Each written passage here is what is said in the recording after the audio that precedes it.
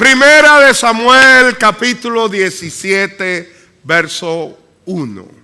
Los filisteos juntaron sus ejércitos para la guerra y se congregaron en Soco, que es de Judá, y acamparon entre Soco y Azekah en Efes Damim. También Saúl y los hombres de Israel se juntaron y acamparon en el valle de Ela y se pusieron en orden de batalla contra los filisteos. Y los filisteos estaban sobre un monte a un lado, e Israel estaba sobre otro monte al otro lado, y el valle de Ela en medio de los dos. Okay. Salió entonces del campamento de los filisteos un paladín, el cual se llamaba Goliat de Gat, y tenía de altura 6 codos y 1 palmo. Quiero que vayamos al verso 8, porque los versos siguientes está describiendo la imponencia, la fortaleza, la forma como estaba vestido Goliat. Su coraza, sus grebas, su escudo, la fortaleza de su cuerpo, ¿no? Y dice que él se paró y dio voces a los escuadrones de Israel diciéndole: ¿para qué os habéis puesto en orden de batalla? ¿No soy yo el filisteo y vosotros los esclavos de Saúl?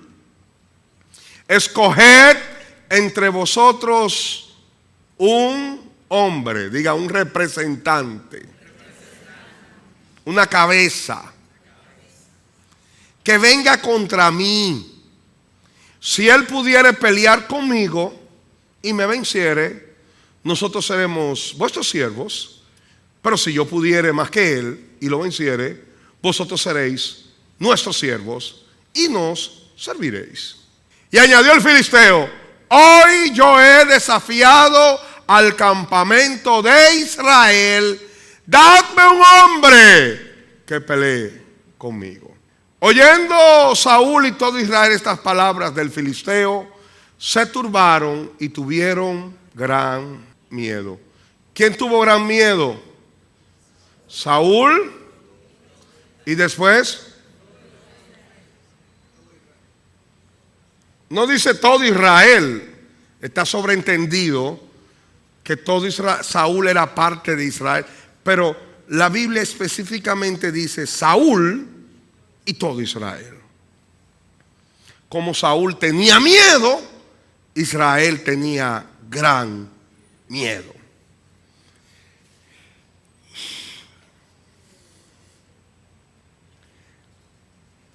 Un gigante llamado Goliat, que significa desterrado. Goliat significa desterrado. Y la palabra filisteo, los filisteos, significa emigrantes. Era de la ciudad de Gat, un paladín imponente, aparentemente imbatible, que desafía por 40 días y blasfema contra Israel y, por supuesto, contra el Dios de Israel. Hablar contra el pueblo de Dios es hablar contra Dios mismo. Y este gigante empieza a desafiar. Si escojan, no es necesario que ustedes, que tengamos que realizar una batalla todo el ejército, escojan a un hombre, un representante que pelee conmigo. Si él me vence, nosotros seremos vuestros siervos. Pero si yo puedo vencerle, o si puedo matarlo, vencerlo, ustedes serán nuestros siervos. Goliat, en su arrogancia, en su petulancia y su altivez, está descifrando uno de los principios espirituales más trascendentales que están en la Biblia. Dios, en su providencia, permite que el orgullo de ese hombre exprese estas palabras en contra del pueblo de Dios y en contra de Dios. Porque él está hablando de un principio que nosotros debemos entenderlo, que es vital para poder comprender toda la problemática del pecado, de lo que es la salvación y de por qué Jesús tuvo que venir y encarnarse y sustituirnos en la cruz. Él está hablando de un principio que se llama el principio de la representatividad, o lo que otros llaman la federastía o lo federasta. ¿Qué significa el principio de la representatividad? Que todo lo que hace la cabeza o nuestro representante afecta o beneficia a los representados. Todo lo que hace la cabeza afecta o beneficia a los representados. Es un principio espiritual.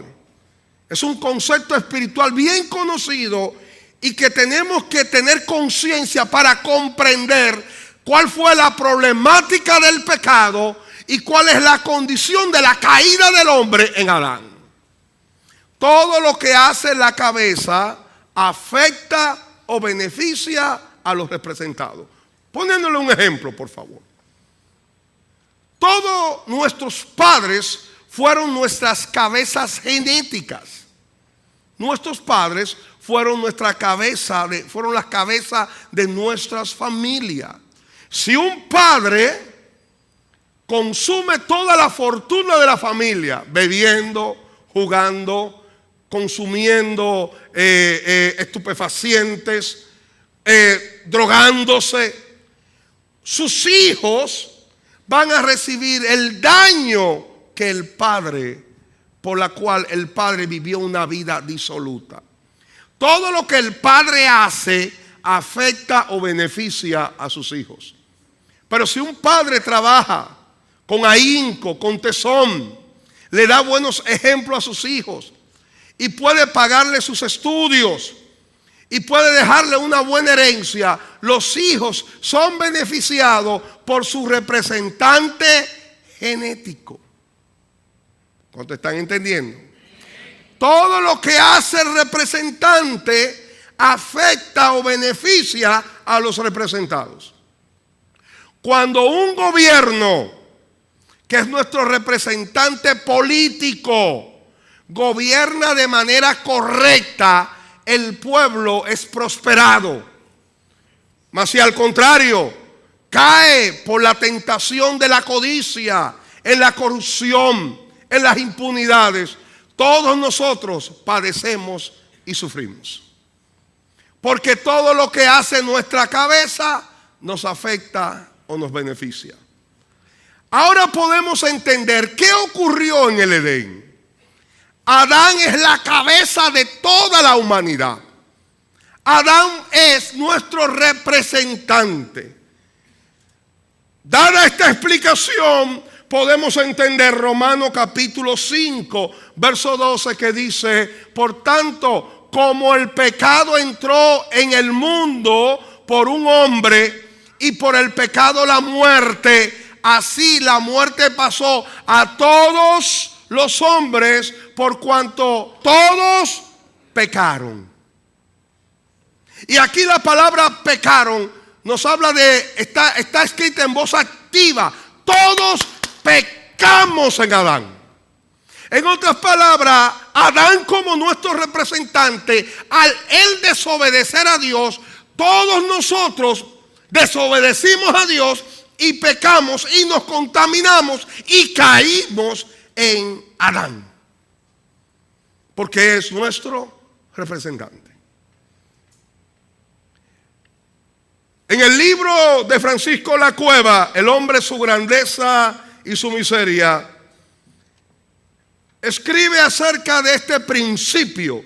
Dice: esta teoría, llamada también federal, fue ya expuesta por Coesio, después fue por Turrenti y en general es sostenida por prominentes teólogos como Horst, Berkhoff y Berkauer, entre los más recientes.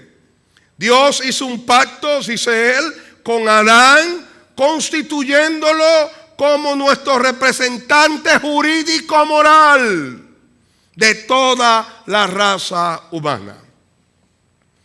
Raire, en su teología sistemática, él dice que el punto de vista representativo considera a Adán como el representante de toda la raza humana. De modo que cuando Adán pecó, su pecado llegó a ser la base de la condenación de la raza humana. Nadie sino Adán realmente cometió ese primer pecado, pero puesto que Adán nos representaba a todos los seres humanos, Dios los consideró a todos como involucrados y por ello condenados. La palabra federal o federasta significa pacto e indica que Adán fue escogido para representar la raza en él, así llamado pacto de las obras. Debido a que la cabeza del pacto pecó, la culpabilidad de su pecado fue imputada a la posteridad. Amén. En el libro de Oseas, capítulo 6, verso 7, dice: mas ellos, cual Adán, traspasaron el pacto o quebraron el pacto, allí prevaricaron contra mí. Todos pecamos en Adán. La raza humana pecó, se contaminó en Adán. Por eso heredamos de nuestro representante esta naturaleza caída que ni quiere ni puede someterse a Dios.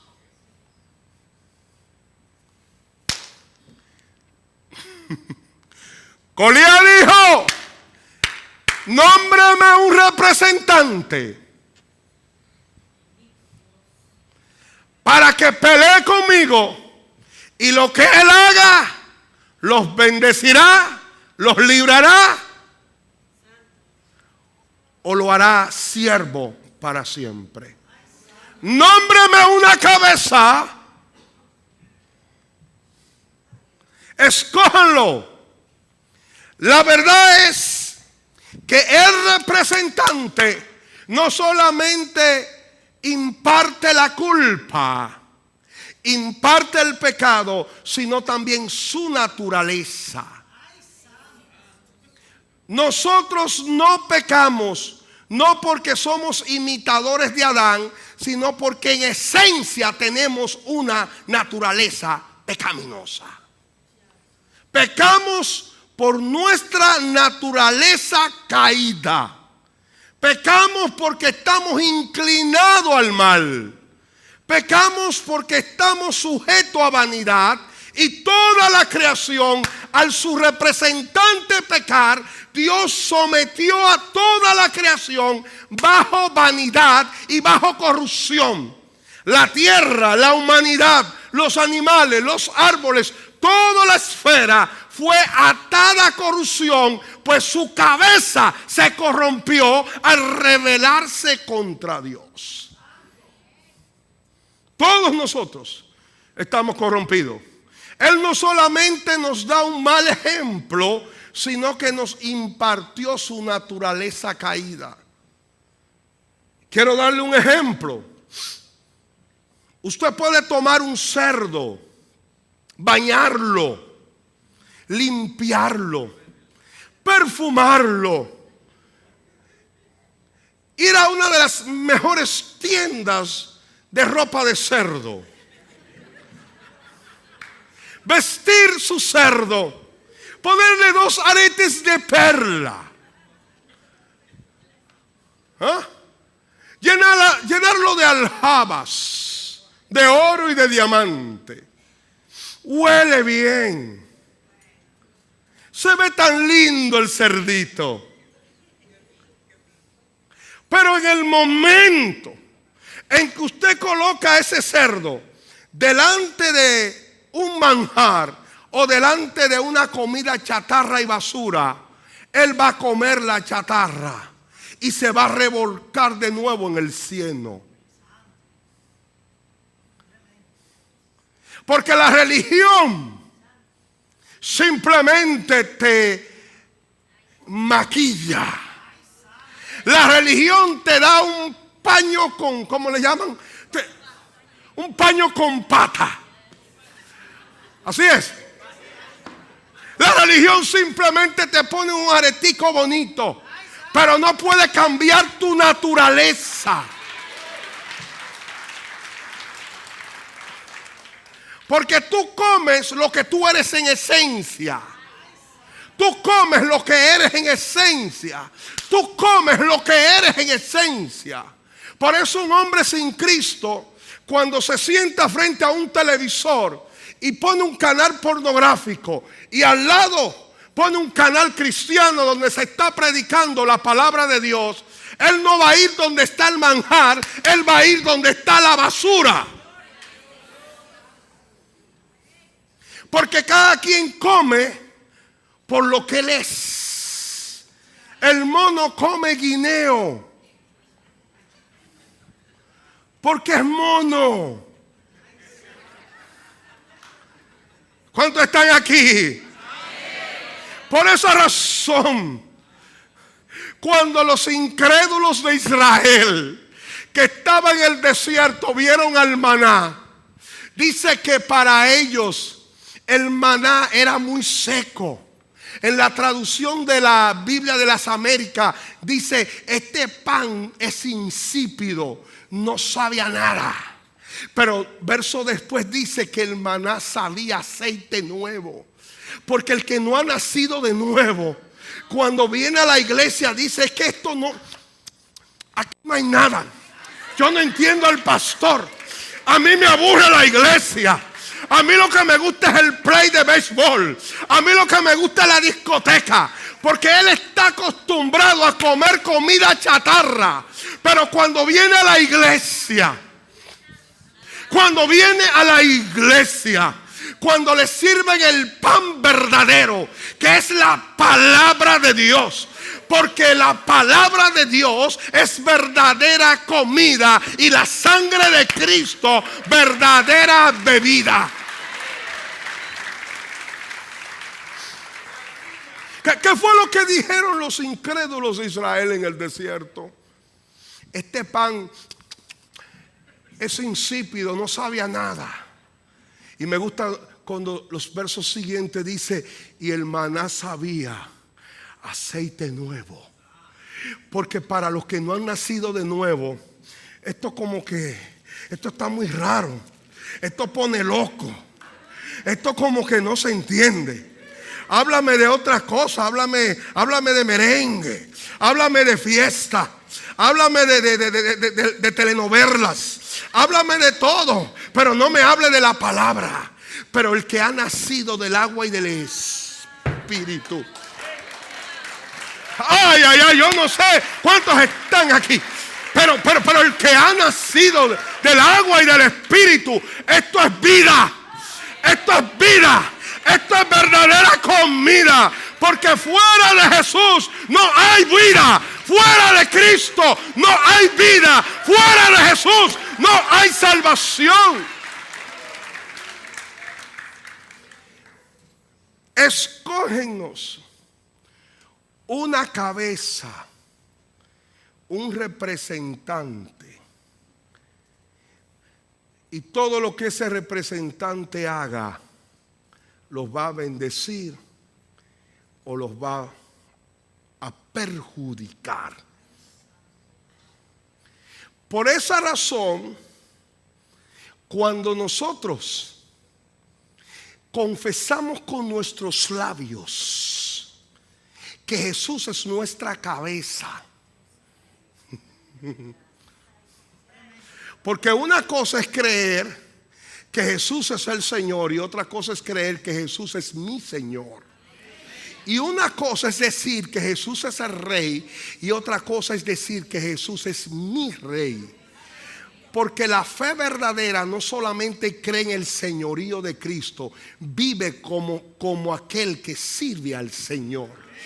Porque la fe genuina no solamente es aquel que confiesa que Jesús es el Rey, sino que vive bajo las ordenanzas del Rey. Ahora, cuando tú colocas a Jesús como tu representante, todo lo que Jesús hizo en la cruz se te imputa como bendición. Porque Él pagó el precio de tu maldad. Él pagó el precio de tu pecado. Y por los méritos de Cristo, todas las promesas de Dios son sí y amén en Él. Y todas las promesas que se le hace al justo se nos son imputadas en Cristo, porque así como en el primer Adán todos pecamos, en el segundo Adán, que es en Cristo, todos somos declarados justos, porque Él pagó el precio de nuestra maldad. Por el mismo principio de la representatividad, y esta es la palabra de fe que predicamos, que si confesares, que si creyeres en tu corazón que Jesús es el Señor, y confesares con tu boca que Dios se lo levantó de los muertos, será salvo. Porque con la corazón se cree para justicia, pero con la boca se confiesa para salvación.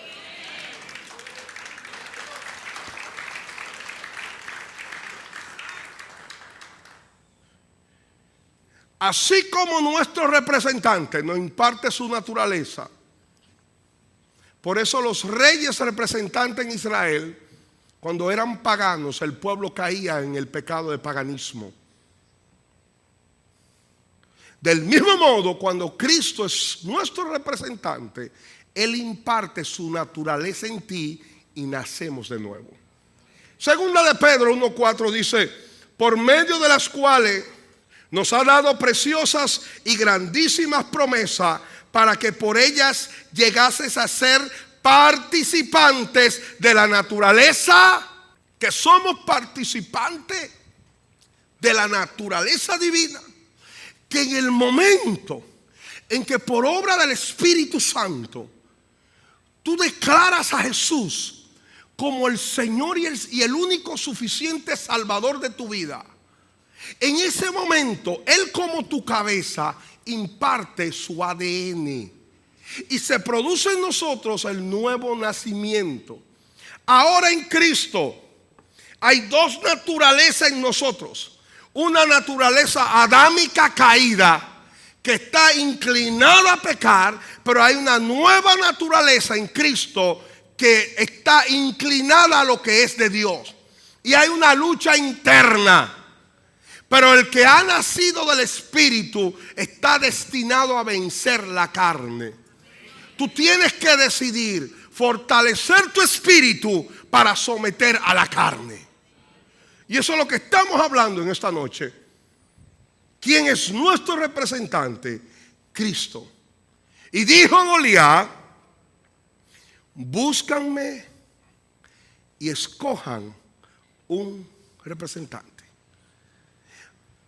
Como el representante era Saúl y Saúl tenía miedo, los que estaban siguiéndolo tenían gran miedo.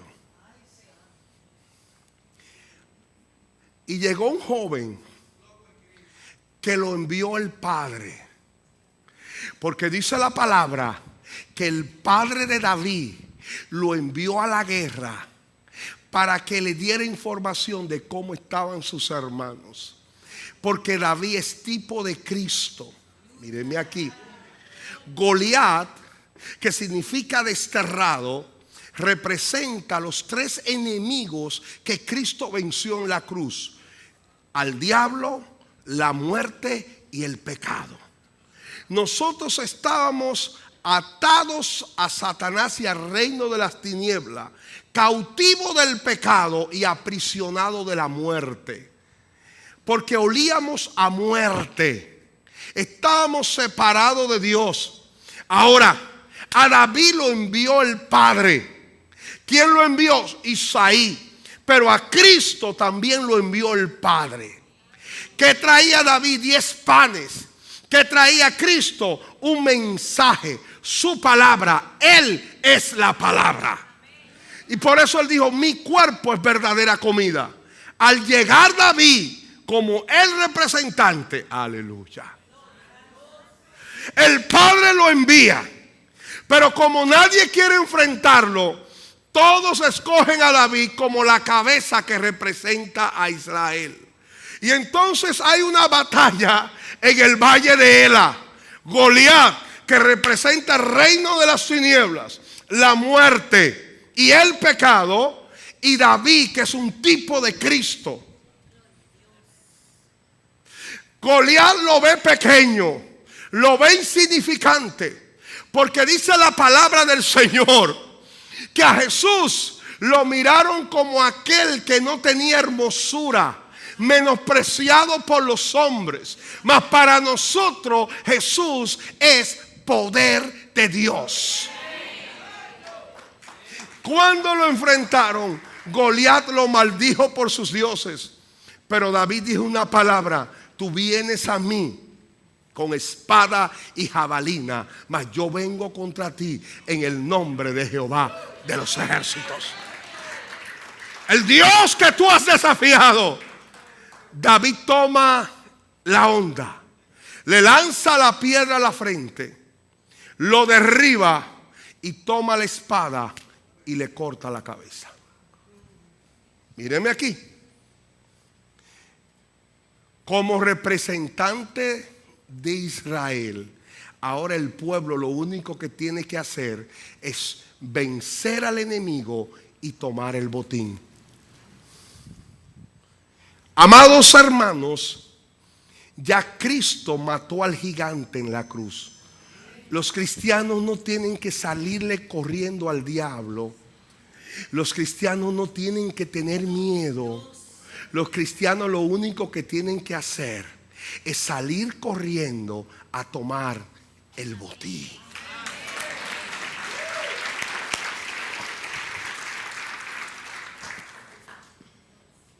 En ese tiempo, Jerusalén nunca había sido conquistada por Israel.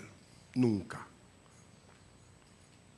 Los jebuseos que habitaban Jerusalén se burlaban de los judíos diciendo que los mancos y los cojos de la ciudad podían vencer a los israelitas. Y cuando David venció a Goliat, la Biblia dice, quiero que lo busquemos, tomó la cabeza del filisteo y la trajo a Jerusalén, pero las armas de él las puso en su tienda. Se preguntan los teólogos y los estudiosos si Jerusalén estaba ocupada por un pueblo enemigo, ¿cómo David trajo la cabeza de Goliat a Jerusalén?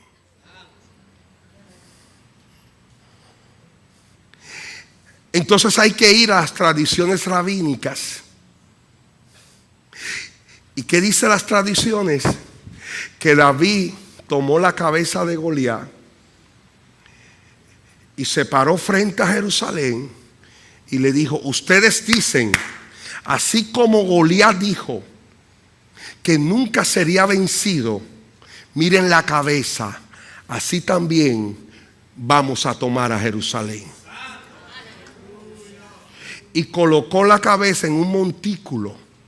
Y ese montículo es el Gólgota, donde Cristo le pisó la cabeza.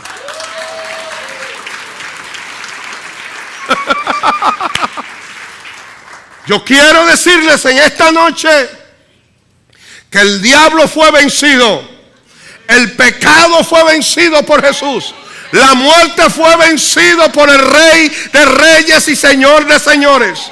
Yo quiero decirle que durante la gran tribulación el anticristo se va a sentar en el templo que está en el monte Moriat, en la ciudad de Jerusalén. Pero del mismo modo como David dijo que iba a conquistar a Jerusalén, cuando Cristo venga con toda su gloria y con todo su poder, Jerusalén será tomada. Jerusalén será tomada. Hoy quiero decirte que el campeón de campeones, nuestro representante, está en este lugar. Él venció a Satanás, él venció a la muerte, él venció el pecado. Ya el pecado no tiene autoridad sobre tu vida. Si el Hijo os libertare, seréis verdaderamente libre. Jesús merece toda la gloria. Jesús merece toda la adoración. Él es el vencedor. Él es la rosa de Sarón. Y Él es que derriba los muros de Jericó. En Él tenemos victoria.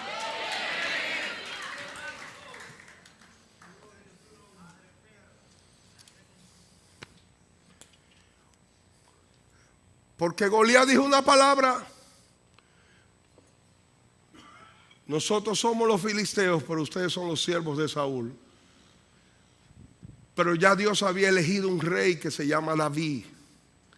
Y ahora nosotros somos siervos del Rey Jesús. Él es nuestro representante. Él es nuestra cabeza. Todo lo que Él conquistó, todo lo que Él hizo, nos beneficia a todos. Él venció a Satanás, venció a la muerte y venció al pecado. Esta es la conclusión que quiero darle ahora. Usted no tiene que temerle al destino. Usted no tiene que temerle a lo que el diablo puede hacerle. Usted no tiene que tener miedo de ningún Goliat. Usted no tiene que estar detrás de ningún Saúl temblando. No se preocupe. Ya Cristo venció. Ya Él pagó el precio. Nuestras vidas están en las manos de nuestro Dios. Ya el enemigo no tiene autoridad sobre nuestras vidas. Ya el pecado no puede enseñorearse más de nuestras vidas. Hay cristianos que pueden decir: pastor, el problema es que el pecado es más fuerte que yo. Mentira de Satanás. No te dejes engañar por ese pensamiento. En Cristo hay libertad. En Cristo hay libertad. En Cristo hay libertad. En Cristo hay libertad. En Cristo hay libertad. En Cristo hay libertad. En Jesús hay libertad. ¿Cuál es la labor de la iglesia? Proclamar la grandeza de Jesús. Salir por la tierra a predicar a Cristo. Para que los hombres crean con una fe genuina. No una fe intelectual que simplemente dice: yo sé que Jesús es el rey. Es el rey, pero no es tu rey. Es el Señor, pero no es tu Señor. Y basado en lo que dice Santiago, la fe genuina, la fe viva, es la fe que produce el obrar en amor. Todo el que confiesa a Jesús como su Señor y Salvador, con una fe genuina, vive para Jesús, obedece a Jesús y cumple los mandamientos de Dios por amor a Dios y a Cristo. Eso es lo que estoy hablando. Él es nuestro representante. Si Él es nuestro representante, número uno, no tengo que tener temor. No tengo que tener frustración. Que no exista en mí ansiedad por lo que va, por el devenir de mi vida. Aún después de la muerte, nuestras almas están en sus manos. Segundo, se excluye la jactancia.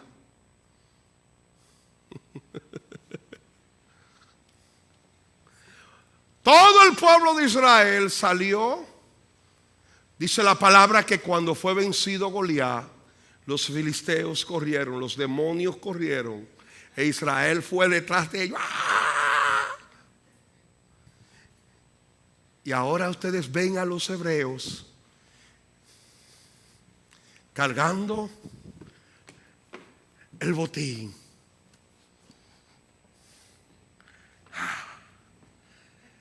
Tesoros, ganado, todo tipo de tesoros, piedras preciosas, todos cargando el botín y tocando la puerta.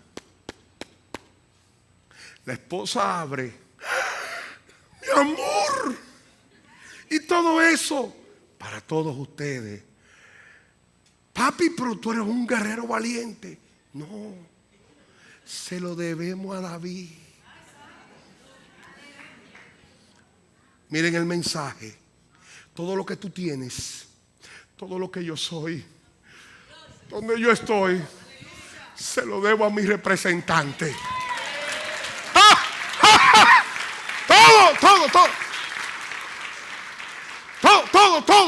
Todo se lo debo a Él. El ministerio se lo debo a Él. La gracia se la debo a Él. La salvación se la debo a Él. La gloria se la debo a Él. Lo que tú tienes se lo debe a Él.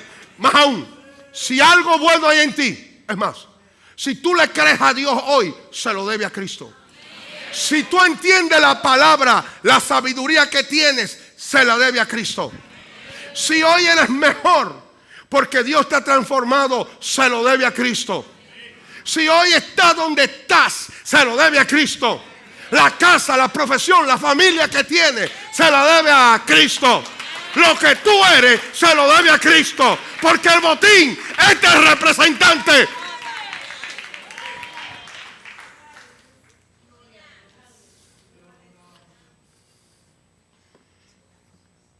No hay jactancia. Segundo, primero, seguridad, excluida la jactancia. Y tercero, no puede haber comparaciones y mucho menos arrogancia. ¿Cómo es que ellos no entienden la palabra? ¿Cómo es que ellos no tienen nuestra sana doctrina? Cabezón, si algo tú miras y si algo tú entiendes, es por la pura gracia de Dios. ¿Cómo es que ellos se postran delante de una virgen? Idólatras, paganos, hijos del diablo. Tan perverso es aquel que incita a vivir una vida disoluta como aquel que en nombre de la moral divina segrega, daña, destruye y asesina reputaciones. La Inquisición sigue viva hoy día. No se mata gente, pero sí se destruye reputaciones. No tenemos derecho a hablar mal de nadie. Porque yo no tengo derecho a hablar mal de nadie. Porque si hoy hay algo bueno en mí, se lo debo a Cristo.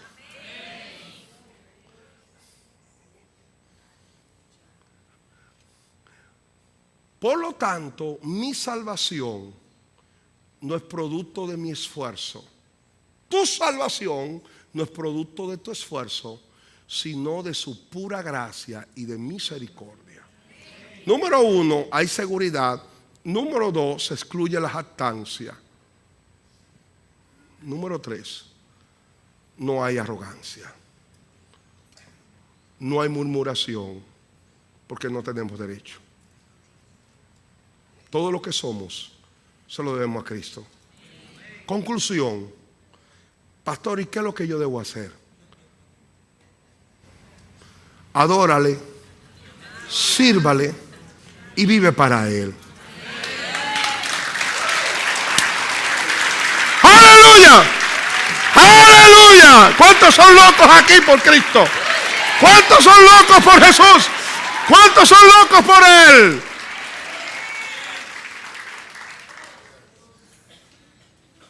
La verdad es que yo le tuve miedo a Goliat. La verdad es que Goliat yo no podía con él. Goliat era mucho más fuerte que yo. Goliat me hubiese matado. Tuvo que venir el segundo Adán, porque David es un tipo de Cristo, para poder vencer un enemigo que nosotros no podíamos vencer. Porque no estábamos calificados a vencer, porque éramos seres contaminados, inclinados al pecado. Y la iglesia necesita hablar más de Cristo y menos de humanismo, y que usted puede, y que usted es un campeón, y que usted va para adelante. Hay que hablarle de esto a la gente. Porque la verdadera iglesia torna alrededor de Cristo, no alrededor del hombre. La verdadera iglesia gira en torno a Cristo, no alrededor del hombre. Vamos a ponernos en pie. Escojan un representante. Hebreos. Y si él gana, nosotros les serviremos a ustedes. Pero si nosotros ganamos, ustedes nos servirán. Llegó Jesús, la piedra inconmovible de los siglos. Y ahí en la cruz, con sus manos horadadas, venció al diablo, despojó públicamente a Satanás de todas sus armas, quitó el acta de decreto que nos era contraria, venciendo públicamente sobre las potestades.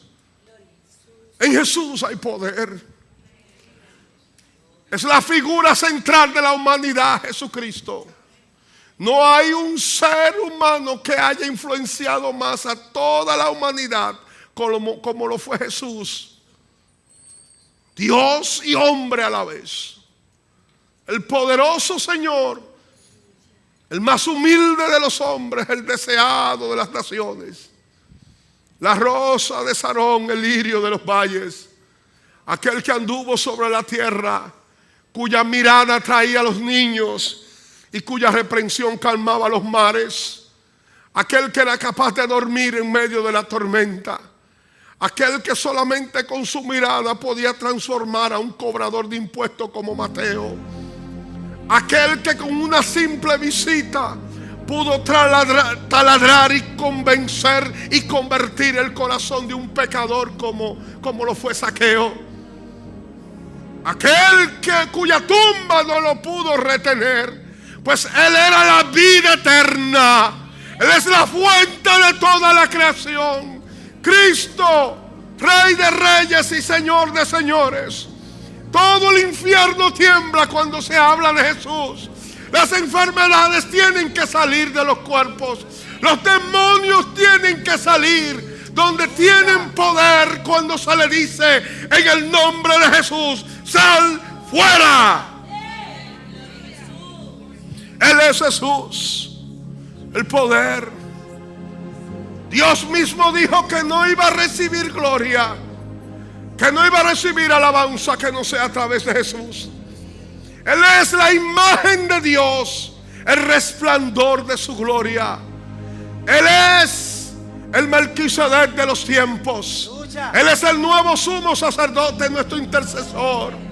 Él es el Rey que viene. Él es el Rey de gloria. Él es el vencedor. Él es aquel guerrero con la espada desenvainada que le dijo a Josué: Josué, no temas, yo estoy contigo. No soy de los enemigos, vine como capitán del ejército de Jehová. Él es aquel que se le enfrentó a Jacob y con una sola noche cambió su nombre de Jacob a Israel. Él es el Dios de la vida. Él es el Dios del poder. Él es Jesús. Él es Jesús. Él es Jesús.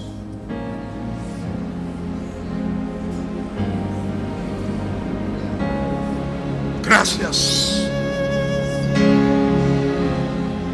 Gracias. Gracias, Jesús. Gracias.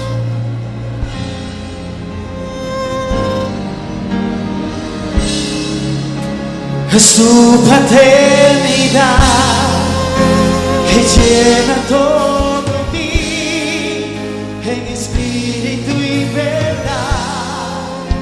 Yo pertenezco a ti.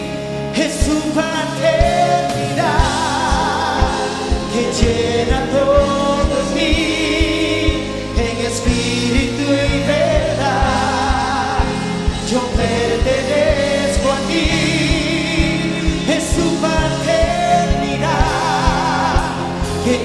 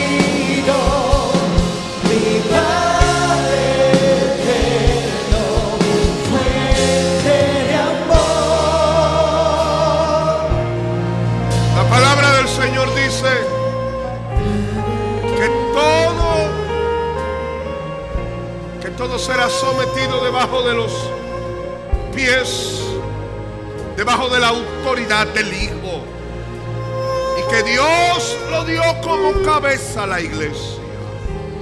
Él es la cabeza, Él es nuestro representante.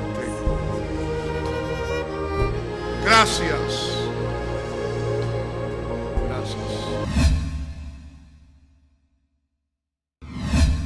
Yo soy un